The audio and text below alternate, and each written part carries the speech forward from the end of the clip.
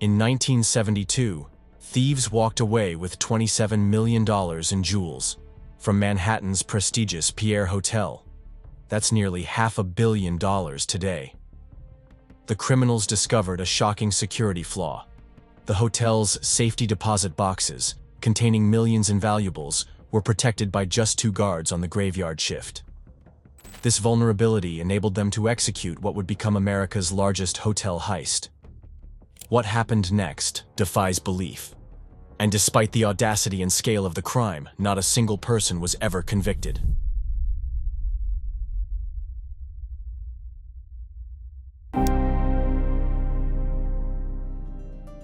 In early 1970s New York, the criminal underworld operated with a surprising level of sophistication. Among the city's most successful thieves were Robert "Bobby" Comfort and Sammy Nalo, professional criminals who had already orchestrated several high-profile hotel robberies. These weren't smash-and-grab operations. They were carefully planned heists targeting the ultra-wealthy. Their most notorious job before the Pierre involved stealing approximately $1 million in jewelry from Italian actress Sophia Loren at another Manhattan hotel. But despite their success, they hungered for something bigger. New York City provided the perfect backdrop for ambitious criminals, a metropolis experiencing financial troubles with soaring crime rates and stretched police resources, while luxury hotels continued to serve as fortified islands of extreme wealth amid neighborhoods plagued by poverty and crime. The Pierre Hotel stood like a gleaming fortress at 5th Avenue and 61st Street. This 41-floor establishment represented the pinnacle of luxury in Manhattan, a temporary home to presidents, movie stars, and industrial magnates.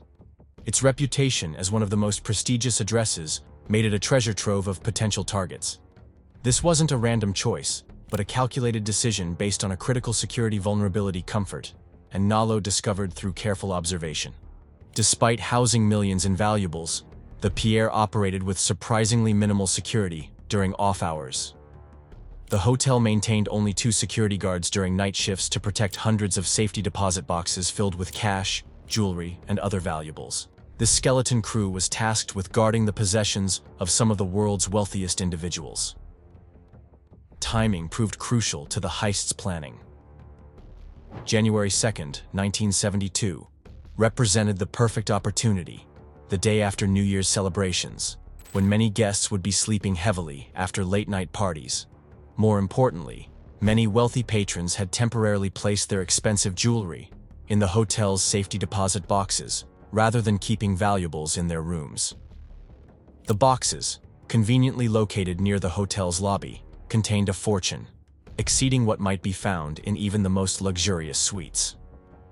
Before proceeding, Comfort and Nalo needed to address a critical requirement: Mafia approval. The Pierre Hotel fell within territory, controlled by the Lucchese crime family, one of New York's 5 major mafia organizations. Attempting a major heist without permission would have severe consequences, potentially including death. They secured this crucial endorsement, though it would later prove costly, when the family demanded a significant percentage of the take. What truly elevated this heist from ambitious to extraordinary was Robert Comfort's charm in befriending a female employee from the hotel's records department. This connection provided invaluable insider intelligence, detailed information about high-value safety deposit boxes, their wealthy owners, security protocols, staff schedules, and building layout. Armed with this comprehensive knowledge, the thieves could target specific containers while navigating the building efficiently. With this insider advantage, Comfort and Nalo assembled a team of 8 experienced criminals, each with specific skills needed for the operation. The crew included Comfort and Nalo as leaders, with accomplices: Nick the Cat, Sacco, Ali Ben, Donald Francos, Al Green, and 2 others, handling various aspects of the complex operation. The Pierre's vulnerability stemmed from its predictable routines and minimal security. The thieves knew exactly when shift changes occurred, when the least staff would be present, and the layout of every critical area. This meticulous understanding transformed what might have been an ordinary robbery into one of history's most lucrative heists.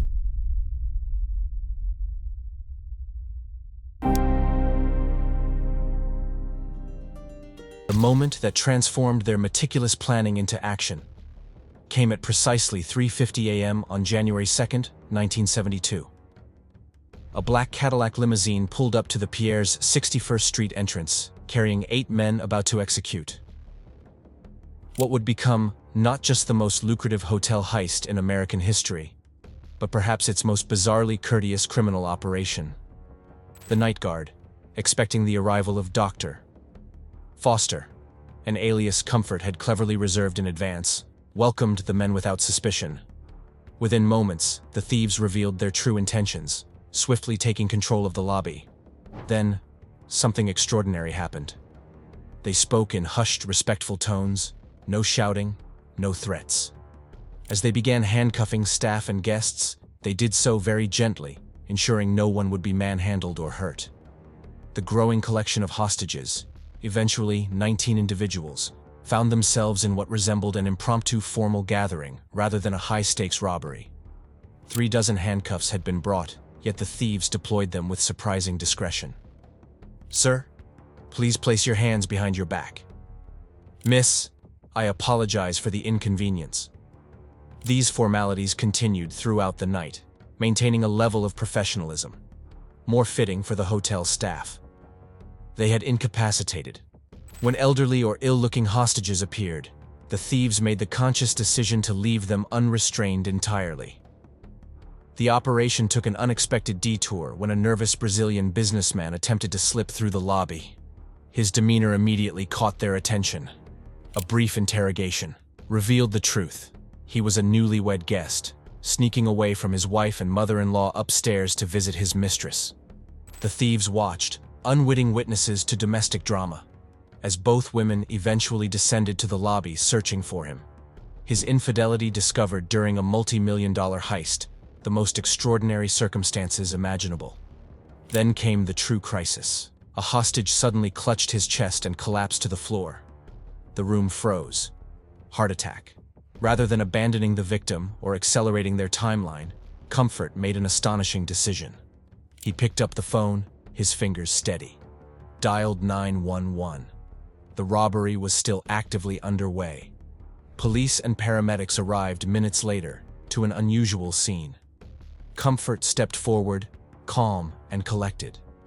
"The patient is this way," he directed, impersonating hotel staff with perfect composure.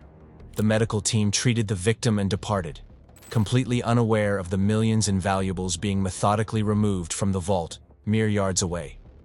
For 2.5 hours, the criminals maintained their focus on efficiency and targeted precision. Instead of attempting all 208 safety deposit boxes, they selectively chose only those belonging to recognized wealthy clients, information acquired through their inside connection. A quick assessment, open, empty, move on. By focusing exclusively on high-value targets, the crew managed to extract approximately $27 million in jewels and cash, a figure that equates to nearly $450 million in today's currency. All accomplished without firing a single shot, raising their voices, or causing physical harm to a single hostage. The Pierre Hotel heist established a new paradigm for criminal sophistication, proving that meticulous planning, inside information, and, remarkably, good manners could achieve what violence and intimidation could not.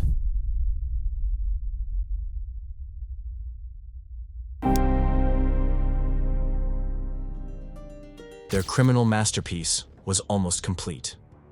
As 6:30 a.m. approached, the thieves began methodically wrapping up their operation at the Pierre Hotel. With early morning staff scheduled to arrive at 7 a.m., their timing left no room for error. Before making their exit, Robert Comfort performed one final act that perfectly captured the bizarre etiquette of this criminal operation. He handed each hotel employee a $20 bill as a parting tip for their inconvenience. The security guards, however, received nothing, dismissed by the thieves as having the same mentality as cops. The robbers issued stern warnings to their hostages. "Identify us to the police, and you'll face deadly consequences." But this threat turned out to be unnecessary. Psychological insurance. Most victims had their own reasons for maintaining silence, reasons that would ultimately benefit the criminals more than any intimidation tactics could. As the crew prepared to vanish into the early morning New York streets, with their historic haul, an unforeseen complication threatened to unravel everything. The primary getaway vehicle, a limousine strategically positioned outside the hotel, refused to start. The battery had died during the long winter night. Imagine the scene. Professional criminals who had just orchestrated America's most sophisticated hotel robbery, now anxiously huddled around a car that wouldn't turn over, watching precious escape minutes tick away.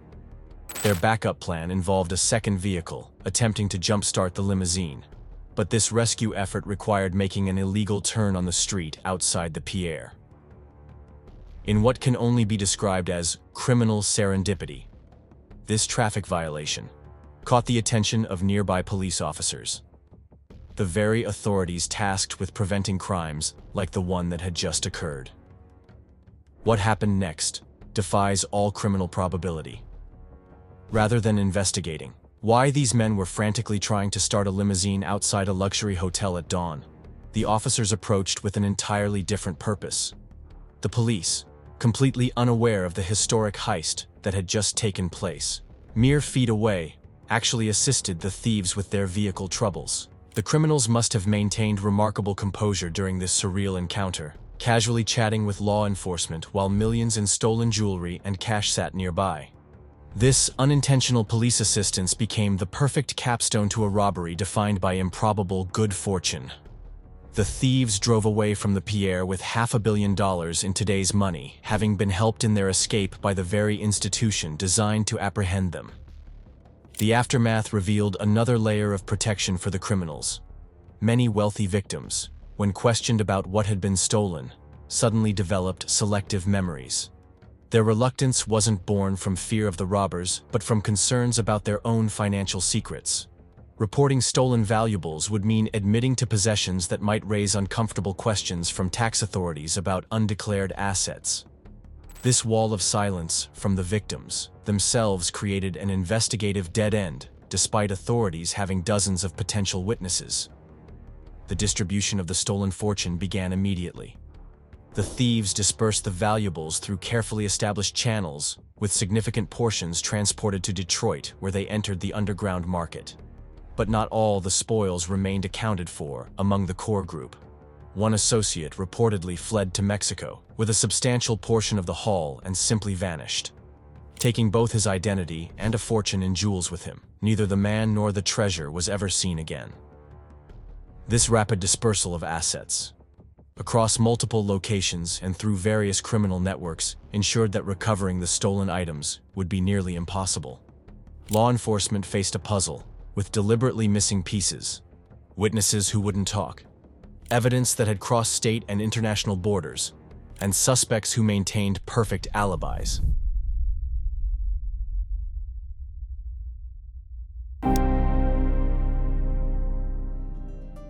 The price of success would prove deadly for the Pierre Hotel thieves. While law enforcement struggled with missing puzzle pieces, an entirely different game was unfolding within the criminal operation itself. What happens when you divide a multi-million-dollar score between 8 professional thieves with connections to organized crime? The answer, it seems, is betrayal and bloodshed. Despite being the prime suspects, both Comfort and Nalo managed to evade direct charges for the Pierre Hotel job. Law enforcement simply couldn't build a solid case without concrete evidence.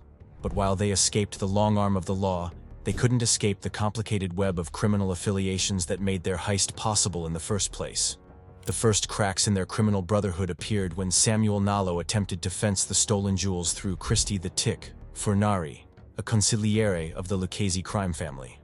Rather than offering a standard cut, Fornari demanded an astonishing 33% of the proceeds. This extortionate demand enraged Nalo, who had masterminded the entire operation, and wasn't prepared to surrender a third of their hard-won treasures to someone who hadn't risked anything. Meanwhile, suspicion began festering among the other crew members. Ali Ben and Al Green, 2 integral members of the heist team, stumbled across newspaper reports about recovered jewels in Detroit. This revelation led them to a disturbing conclusion. Nalo might have secretly pocketed a significant portion of their collective score. The trust that had made their operation possible was dissolving rapidly, leading both men to eventually flee to Europe, with whatever portion of wealth they'd managed to secure. The situation deteriorated further. when Robert Comfort narrowly escaped death. While attempting to retrieve his share of the fence in Rochester, he found himself ambushed by local mobsters. The once cohesive crew had fractured completely, with each man now suspicious of his former colleagues. Perhaps the most volatile reaction came from Donald Francos, whose expectations of a $750,000 payday were crushed when he received a mere $50,000, less than 7% of what he believed he was owed. This perceived betrayal festered for years, transforming professional disappointment into murderous rage. By 1981, Francos's patience had run out.